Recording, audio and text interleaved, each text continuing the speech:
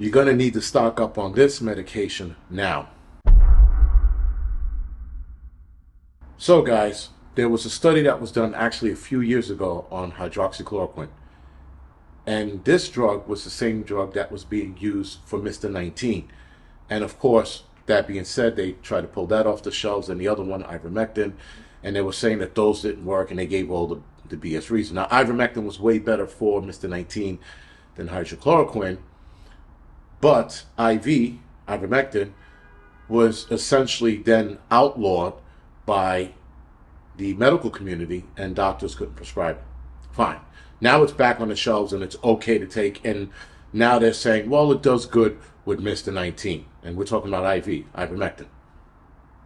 Now, being that the bird frenzy is on the rise, hydrochloroquine, at least a study done back in 2013, was stating that there was promise with using this as treatment should you get sick with the bird frenzy, or the feather frenzy, or whatever you want to call it. Talking about the bird flu. So, in looking at the studies, and I just read a couple articles, and the articles didn't dive into the studies, but they were talking about how this was already given a green light years ago. And now that we're seeing a rise, I think we should absolutely try to get prescriptions filled for this. We should see where we can get this now, because if this bird incident gets out of hand, which I think it might, but if it does, you have treatment for it. Now, obviously, you're going to have to do a little more deep diving into the dosage you need in the whole 9 yards, because I'm not a doctor. I'm just saying get it and stock it away, but you're going to need to know the exact dose, and obviously you can ask a doctor for this. So when you're getting it filled out, that is. So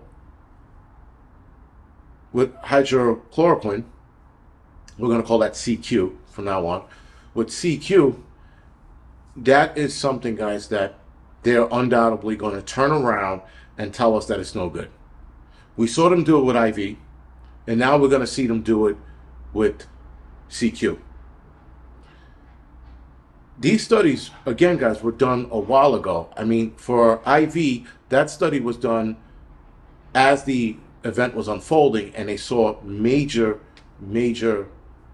good things with IV and Mr. 19.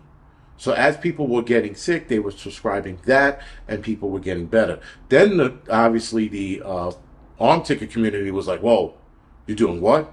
It's helping them. So if they use that, they can't take this? No, we got to outlaw IV immediately. And what did they do?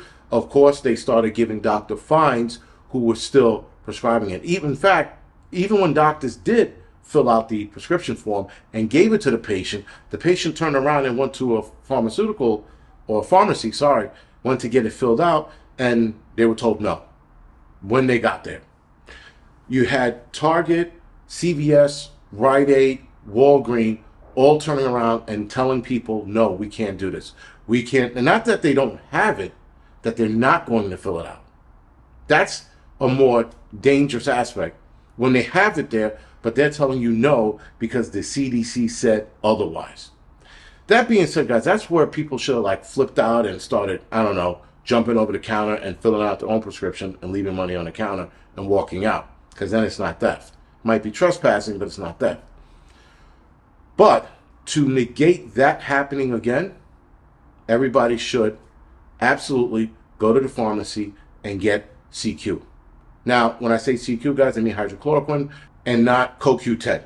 Like CoQ10 is that it's CQ10. We're talking about CQ for the other drug that they're probably going to outlaw. And they might even do something to this video, because I'm giving advice on what we should stock up on for the next bird frenzy, and that's definitely it. Hydrochloroquine is something you need to go after, because they're probably going to outlaw it, and they're going to come up with some BS excuse why they're outlawing it. Because you saw the BS that they outlawed with IV. And then they said, oh, it's actually for horses and this, that, and the third. Meanwhile, they were giving it out to humans from when I was in EMS. That's 20-something years ago. And that was fine. They were prescribing it for years. Then Mr. 19 event comes up and they're like, oh, well, it's for horses. We can't give it to humans anymore. Now it's back on the shelves. Now it's okay to take. In fact, if you get Mr. 19, they're actually prescribing that as well now. So with the BS train ready to pull out of the station, hasn't pulled out yet on the bird frenzy, but it will. And when it does, that's the first stop. First stop is HCQville, to outlaw that and then move on to whatever else is going to help you with the bird frenzy. Now, again, guys, with the whole bird frenzy nonsense, if that blows up, one major thing is keeping your immune system up and healthy. That's more important. Not boosting your immune system, keeping it healthy. Boosting it is what you're probably going to do when we enter that phase of the bird frenzy nonsense.